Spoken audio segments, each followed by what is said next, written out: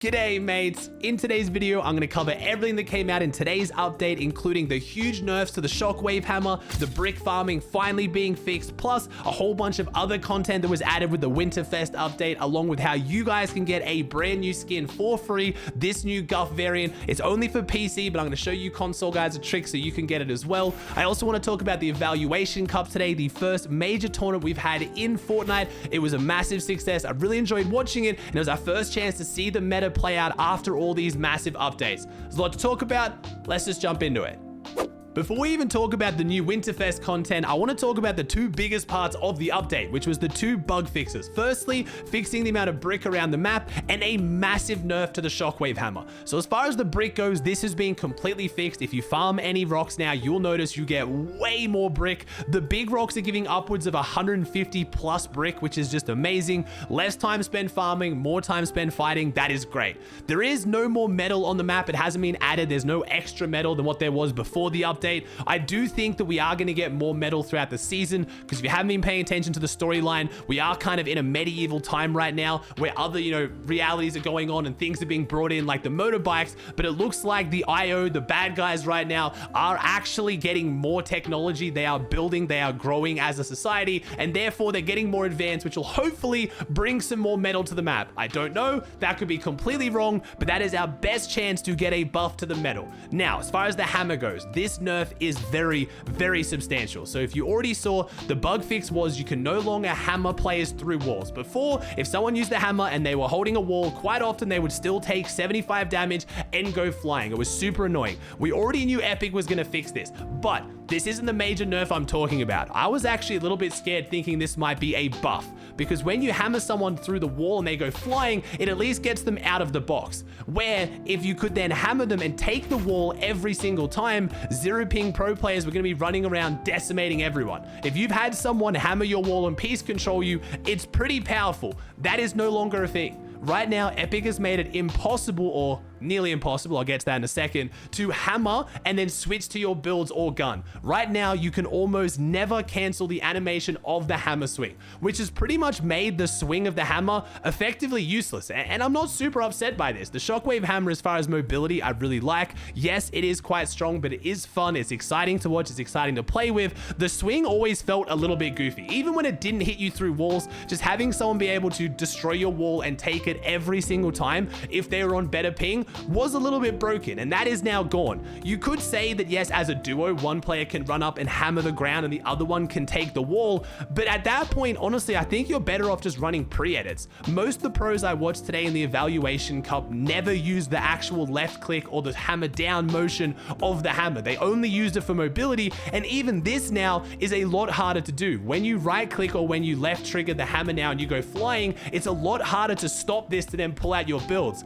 Quite often pros were accidentally jumping again, which I honestly would say is a pretty effective nerf for the hammer. I tried to play a few games myself today, and normally when I would hammer up and then build and get high ground off someone, it felt really awkward to use because they've added this massive delay before you can do anything after using the hammer. I genuinely think this is a great balance change. It's made the hammer a lot weaker and is bringing it more and more close to not being a super overpowered weapon. It's still very strong, don't get me wrong, but it's starting to feel less and less cheesy and starting to feel like a really, really solid item. I gotta take my hats off. Epic right now is doing a very, very good job of balancing the current weapons.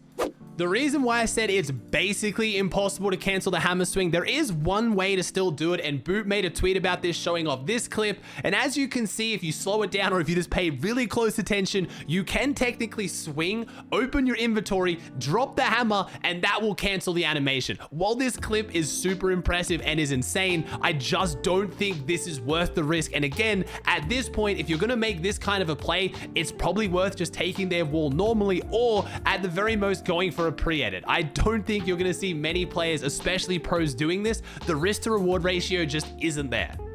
Now, let's jump into the actual Winterfest update, because both of those were just kind of bug fixes that came along with the update. As far as the actual Winterfest update itself, it is probably the lowest effort Winterfest I think we've ever seen, but honestly, just a little over a week into the new chapter, I kind of wasn't expecting too much crazy stuff going on. The game still feels fresh and crazy. It didn't need a massive update. I know a lot of people would have liked to see more snow on the map or just more Christmas stuff in general. We did get the Snowball Launcher, we got presents back, we have Santa riding around throwing presents in pubs, but for the most part, it's just kind of the bushes have lights on it and it's a little bit more Christmas themed. It's not a massive content update, but again, chapter 4 just started. I don't really know if the game needed that. We do also have the My Hero Academia drop around the corner on Friday. That's going to bring a mythic, some cosmetics, and maybe some other crazy gameplay changes as well. So the Winterfest update, while being a bit underwhelming, you know, it was all right. But one of the big things that I wanted to make sure you guys know about this, there is a free skin right now that is PC and Android exclusive. So if you have a PC or Android, you go to the item shop, you get this variant of Guff. It's adorable for free. But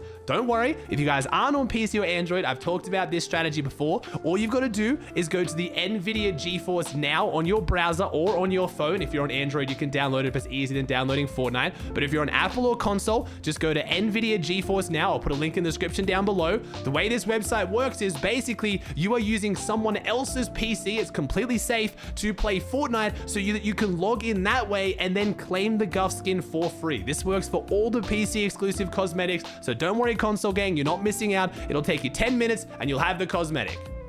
The other big change they made in this that affects competitive was that the reality augments are updated. Discover more together. When playing in a team, reality augments that your teammates have unlocked now have a chance to appear in your own selections. I'm guessing this is a way to overcome the fact that some people have gotten really unlucky with unlocking their augments. There's a whole bunch of pros who've been playing so much and still don't have the zone reveal augment, which is obviously the most important for competitive. So they're trying to, you know, balance that out and help them have a chance to get it if their teammate has it. Also, there are a lot of people out there who have gotten really unlucky with the augments they unlocked in order, and they're specifically not playing the game on that account except for tournaments to try to keep their augments at this limited amount to increase their chance of getting the good augments. Both of these are major issues for competitive. I would argue that they should just make it when you queue up for a tournament or any competitive playlist, it automatically unlocks all the augments, and every account, every player has the same chance of getting each augment. That's just fair for competitive. I like the randomness of the augments. I like what it adds to the game, but the fact that some players just don't have a chance at all to get these insanely powerful augments and other teams have an almost guaranteed chance just doesn't really feel right. So I guess they're trying to combat that. I know they obviously want to keep that unlocking aspect in the game, so you have to play and unlock the augments and it rewards people who play more, but as far as competitive goes, I just think they should make it that everyone has the same augments. They also finally gave controller players a solid way to bind their augments. I've been asking for this for a while now on TikTok and on my streams. So if you guys didn't realize, on controller, it was almost impossible to bind augments without losing another keybind. They have finally done what the controller community asked for, and they have made a bind that is emote and augment combined. So if you're a controller player and you didn't realize this, go check your keybinds. You can finally rebind your emote so you can have emote and augment on the same D-pad, which will just be so much easier for you guys. We also got our first look at this kind of like deployable Reinhardt shield that we saw in the trailer for Chapter 4. A lot of leakers thought it was going to come out in today's update, but it didn't. In case you somehow missed it, this is what it looks like. It's basically the ability to have a shield that you can hold in front of you. It moves with you. You can push it out. You can stop it. I think it's going to be a game changer for zero builds. It's going to really help create that cover, but still have a fast, aggressive playstyle with it. I don't know how much it's going to be used in regular builds. Maybe it could really help with lobby focusing or just rotating. I guess we have to see a bit more details on exactly how you use this shield and how you move it. I know a lot of people got clickbaited by different channels into thinking it was in the game. It's not in the game, but it looks like it's going to be coming hopefully very soon.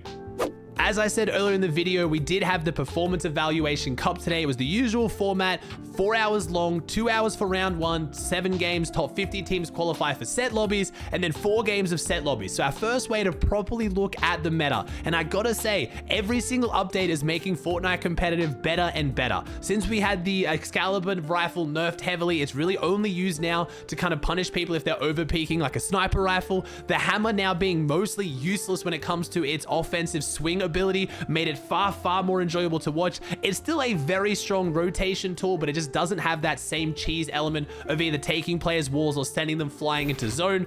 And we ended up having a new duo, or a duo we've seen before, but not for a very long time, Noah Riley and Vidil, coming out on top on 115 points. We had Nebs and Pink on 97, Scram and Tripper 90, Tayson Mustache 81, and Kiriachi and Put Reezy on 72, which would be Putrick. So we managed to have 5 brand new duos all cash out and place top 5 for the money. Tayson and Mustache did it while also being contested by Queasy and Vino. That spawn fight on North Slappy is super exciting to watch. It's very similar to what we have going on right now in NA East. We have Booger and Peterbot going up against Acorn and Dukes. You maybe saw on Twitter today a whole bunch of impression farms about Acorn and Duke splitting, playing with Miro, Edgy. I'm almost 99.9% sure that is all fake and they're just doing it for clout right now. So I wouldn't focus too much, but what we do have is 2 crazy spawn fights on 2 separate regions at this same drop spot. And the Evaluation Cup honestly was a massive success. We've got the Placement Cup in 2 days, Thursday and Friday all day. I'm so excited for Comp Fortnite right now. Alright guys, that does it for another video. I hope you enjoyed. If you did, please chuck a like on it, subscribe to the channel if you haven't, and I'll see you in the next one.